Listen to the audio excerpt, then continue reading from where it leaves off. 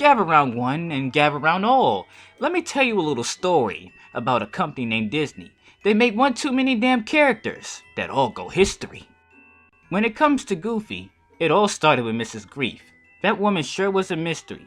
Come Goof Troop, and she's supposedly somewhere dead and buried, and no one can find the body. Then there was Peg, that MILF-head ass for days. She divorced Pete, and now she's forever forced to walk the Himalayas. Oh Roxanne, so much wasted potential, forced out of the movie sequel, without very little reason. You arrived once more, in House of Mouse, before Disney slammed the door, and shut off your red light.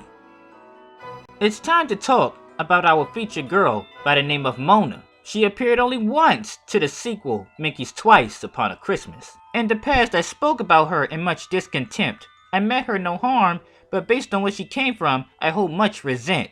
I apologize, Mona, but to me Roxanne came first. I don't like how Disney builds something up only to allow it to disperse. I understand more now that Goof Troop was a different universe, but I have to ask the question, what the hell have you done since 2004? Anyway, let's get this show on the road and get this segment started, and might I say, it was a sight to behold. After the pop-up storybook sequence, we're taken to a segment where Mona is walking with Max from college at the train station. About my dad. Thank you. I just want to warn you, he's a little different. Oh, Max, I'm sure he's great. It's good to see Mona so enthusiastic. Can't say the same about Max. So Max goes to make a phone call to him, where we find a grown-ass man making snow angels. Which means, Goofy is probably my spirit animal. Hey Dad, it's me. Same old Goofy and Max relationship. Max is scared that Goofy will embarrass him. And he does. Listen, remember I told you about the girl I'm bringing home for Christmas? Oh, this Christmas? Poor Max. It was at that point he realized there was no way he's getting laid this holiday. Asking Goofy to be normal is like stepping on a landmine and expecting it not to explode. We'll give her a Christmas she'll never forget. And boom goes the dynamite. Max and Mona take the train back to Spoonerville, where Goofy is waiting for them. Where Goofy seems to have done something right for once. Or not. It's very easy to already pick up on the relationship between Mona and Goofy.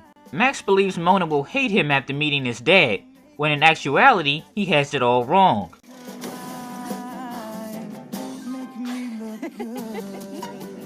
And it only gets increasingly worse as Goofy seems to keep on burning bridges. I mean, it's kinda hard for a guy like Max to play it cool, when your dad thinks a life-size photo of you ass naked as a baby is something to show to your girlfriend. Hey Maxie, you got a little bit of a smudge there. Daddy loves you. Very frustrated with his dad, Max takes his scarf and decides to go for a walk. Now keep in mind, this is a Christmas story that's supposed to have a good moral or a good ending. So you inevitably expect for Max to look at his scarf and feel bad for the way he treated his dad, even though half the shenanigans Goofy pulled that evening probably would have killed the relationship in real life. Eventually, Max decides to man up and return to the house, where another typical Goofy accident is waiting to happen. The popcorn popper overflows and floods the house, and in a bizarre twist, it seemed like the one accident that seemed like any fun. The house overflows to the point it leaves all three of them on top of the roof.